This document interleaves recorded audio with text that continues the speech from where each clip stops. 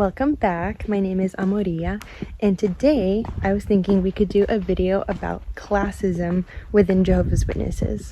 For some context, when I was one of Jehovah's Witnesses, I lived in a pretty affluent area, and within my congregation, probably at least half of the publishers were living very comfortably.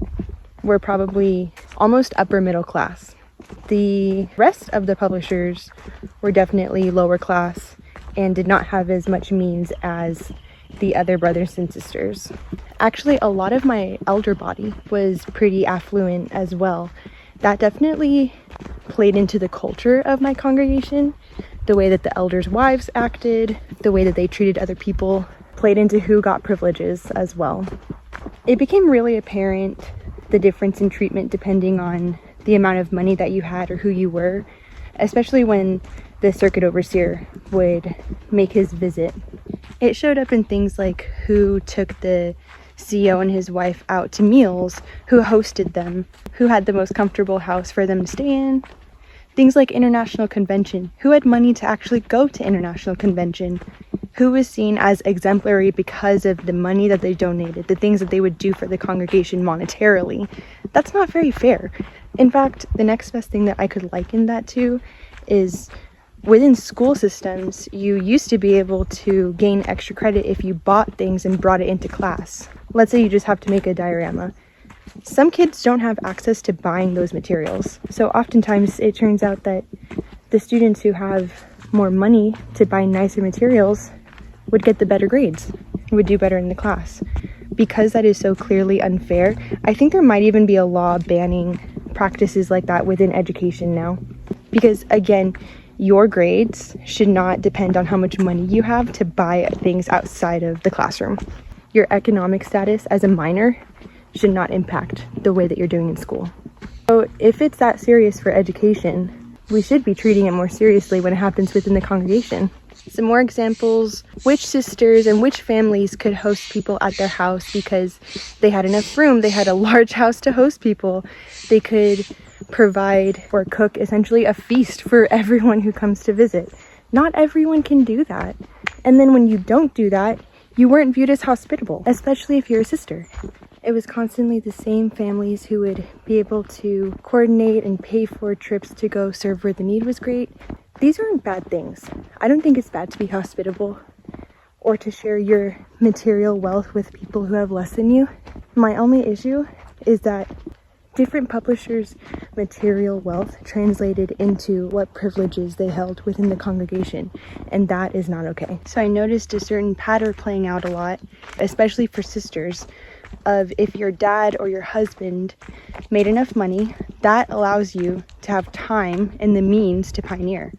Then your status is elevated, you have a privilege, you're viewed as exemplary, that affects your reputation. Then you have access to things like pioneer meeting, applying to international convention, things like LDC, Bethel service, and many other things. Do you see how that's an unfair advantage? Do you see how you don't have that access if you do have to work full-time and provide for you and your family? And then you're not out in service as much. And then brothers and sisters start to whisper. It affects your reputation. You're not viewed as exemplary. If you're a brother, you're not a ministerial servant, you're not an elder.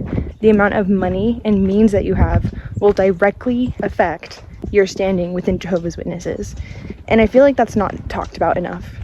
And then you're set up to feel like you are just not being spiritual enough, when in fact you're in survival mode and you have to provide for yourself. It was only recently that the governing body even said that it's maybe okay if you pursue further education.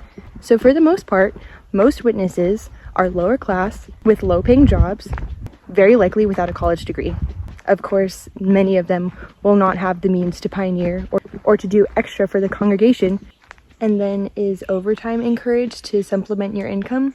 Absolutely not. That is viewed as taking you away from spiritual things, away from the congregation. So you're essentially set up for failure, at least financially. You're told that you need to rely on Jehovah and his organization and your brothers and sisters to provide, while guess what? The governing body at Bethel have everything that they need, have all of their needs met through what? Donations from publishers who are low income, who have low paying jobs, who are not encouraged to make more money to support themselves, and who are left waiting to rely on the congregation just to help them survive. And then when it comes to missing the convention, ooh, you don't do that, right? Let's say that you're low on money, you don't know how you're going to make rent or bills, and you have an opportunity to do overtime, but you have convention.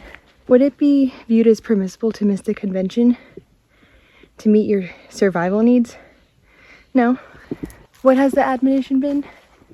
To quit your job, if it ever comes to that. What about if you have health issues that drain all of your financial means? What then? Does the organization help? Do they provide for you in return for everything that you do for them? No. I remember this little girl who was really sick. I think she had cancer. Whoa. I remember the experience in a broadcast and who needed money for medical bills. And they of course prop her up, use her as an example of who to be like. But then the family has to create a GoFundMe to pay for her medical needs, because all that little girl is to the organization is a story. Someone that makes them look good. No care for her, no real practical help. Just put her on a pedestal for now, right? Use her for what she's worth, for her story, and that's it.